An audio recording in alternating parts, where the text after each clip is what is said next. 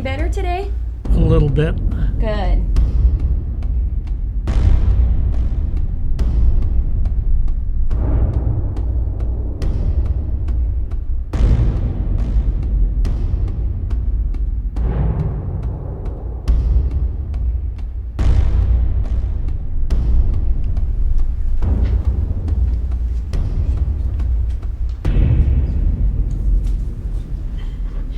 Sir, can I help you with something? Sir? Sir? Sir!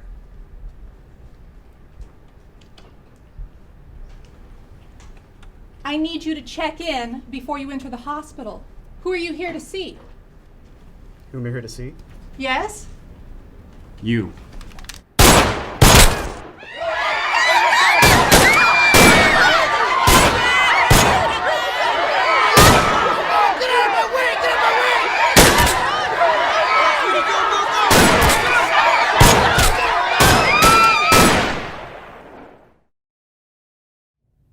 Active shooter situations are unpredictable and evolve quickly. Healthcare professionals must be prepared to deal with an active shooter situation before law enforcement personnel arrive. Typically, the immediate deployment of law enforcement is required to stop the shooting and mitigate harm to victims. However, it is important to note it could take several minutes or longer for law enforcement to arrive. For this reason, it is imperative that a well-developed active shooter plan give healthcare professionals the tools to survive. Your response will be dependent on the unique circumstances you encounter. There is no single answer for how you should react. However, having a survival mindset will greatly increase your odds of surviving an active shooter event. Active shooter events causing death or serious bodily injury to staff and others are becoming more common. Law enforcement professionals recognize that having an active shooter policy is critical for any organization to save lives. Typically what we will do in an active shooter situation is the first people that respond, whether they're uniformed or ununiformed, are going to take an active role in eliminating the threat or stopping the threat from happening so that nobody else is injured. By being prepared, it kind of gives your mind a reference point. Well, it's just like anything else, they have to train. Panic comes from the unknown and the sense of losing control. The more they train, the more they prepare for an event like this, the less likelihood that they're going to panic in a situation like that. The chances aren't zero. So it's imperative that every organization like this prepare in the eventuality of an active shooter happening at their location. And hospitals are considered what we call soft targets. They're open 24 hours a day. Compared to the size of the facility, they have minimal security, multiple hallways, multiple entry points, so it's very difficult to police that entire area. And you also have a large number of employees. And so you just don't know if you're going to be the one that happens. I mean, nobody thinks it's ever going to be their facility that gets hit. In advance, consider escape routes, and if those aren't available, they would need to consider where they can hide, someplace that can conceal them, protect them from gunfire, and in last resort, if they have to, how they can fight back if need be. I think responding to an active shooter situation is as much mental as it is physical, and why it's very important to mentally prepare in the eventuality of something like this happening. We pray that it never does, but if you're ready, you're going to respond in a positive manner and save your life, maybe some other lives as well. Violence is becoming more common in healthcare facilities. Healthcare security professionals know that the potential for an active shooter event is now greater than ever. Because of this risk, a responsive protocol is required to mitigate the recognized risk. During active shooter situations, the natural human reaction is to be startled, feel fear and anxiety, and even experience initial disbelief. The intent of this training video is to provide the knowledge to remain composed and confident, to commit to action. Committing to action is the key. In the model to follow, we'll explore 3 basic options for staff. Run, hide, fight.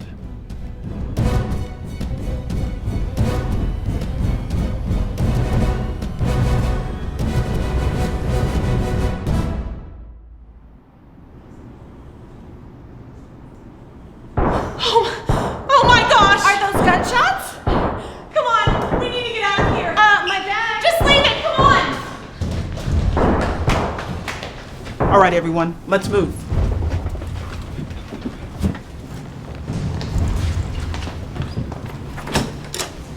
Come on, come on. I'm not going out there. It's not safe. We gotta get out of the building.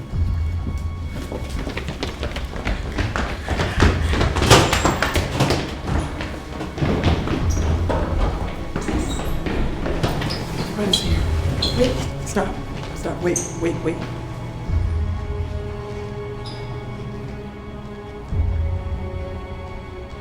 What is taking so long? Shh! She's making sure it's safe. Okay, let's go. No, that way.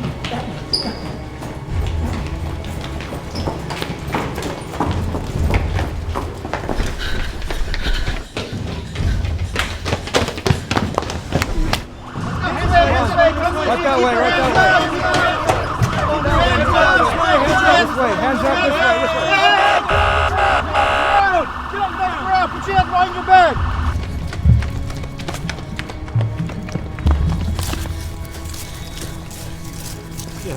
I'm at a medical center. There's a shooter inside the building.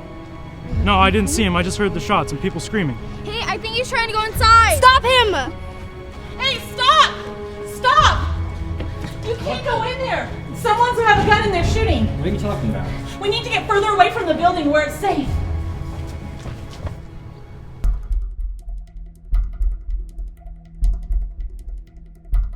Well, it's important that they're running to some place of safety, not just running arbitrarily in any direction. That's why that pre-planning is so important. They need to run to a secure place outside of the area as quickly as possible. Our officers are going to be focused on one task, and that's making sure the threat has stopped or that they will stop the threat.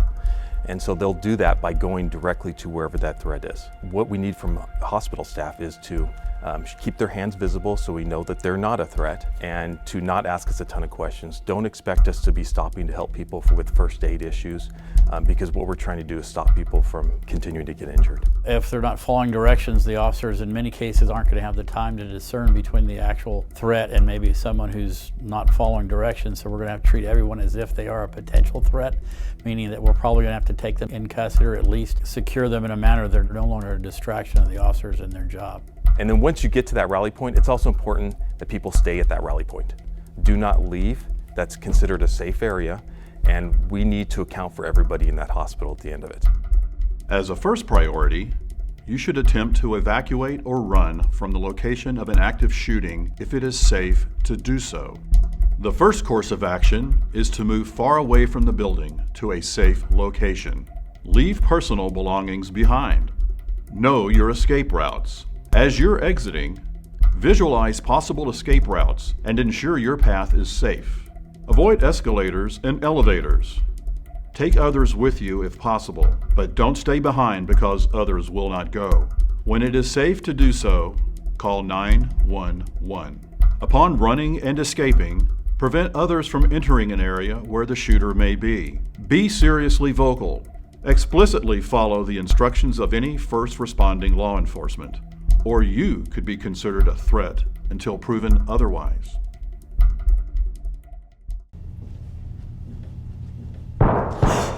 What was that? I don't know. Get out of the building now!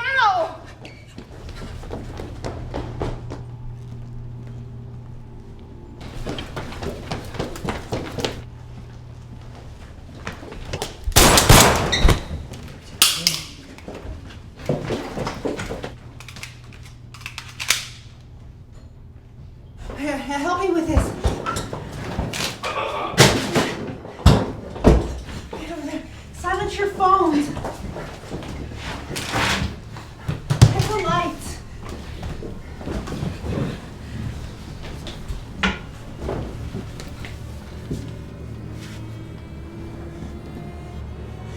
There's a man shoot. I just saw him shoot a man in the hallway on the north side near the ICU. He's at the door.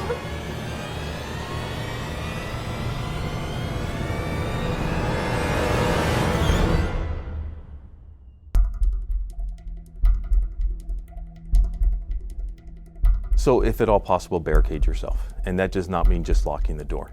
Push things in front of the door, chairs, tables, whatever you can to further solidify that door from being kicked in or somebody entering.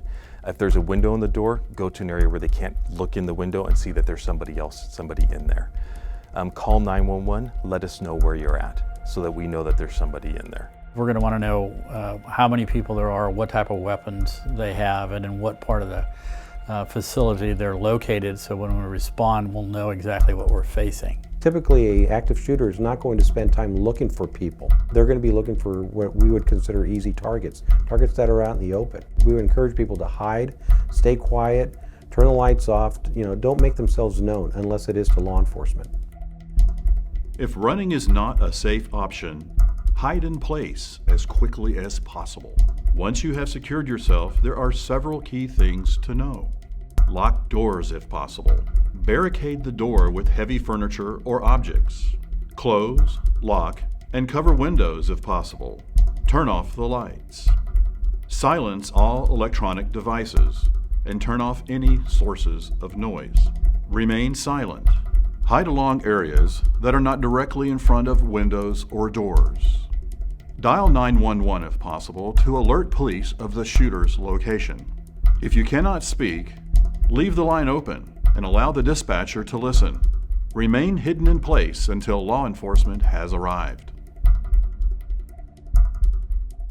Are you okay? We gotta get up. We gotta get out of here. Can you get up?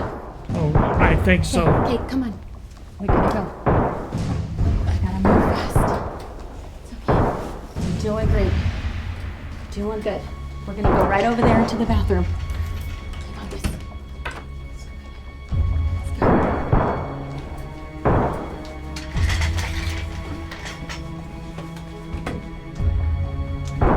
Just like that.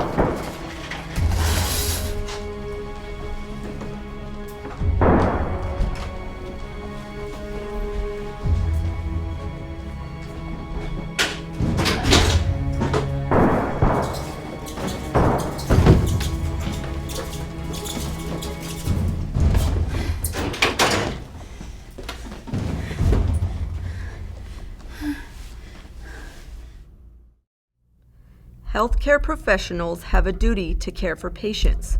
During an active shooter situation, some ethical decisions may need to be made to ensure the least loss of life possible. Every reasonable attempt to continue caring for patients must be made, but in the event this becomes impossible without putting yourself or others at risk, certain decisions must be made.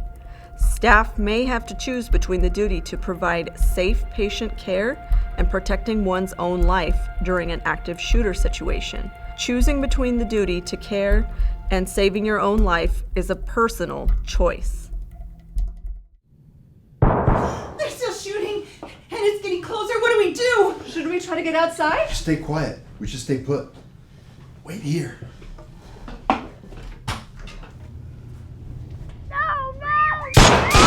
Hey man, come here.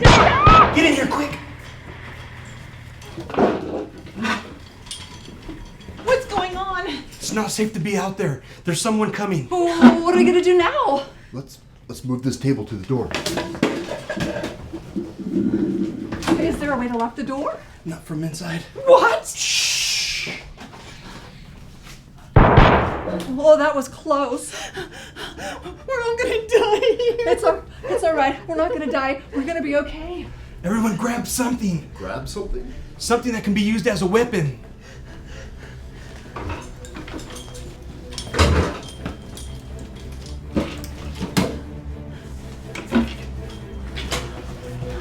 If that door opens, don't hesitate.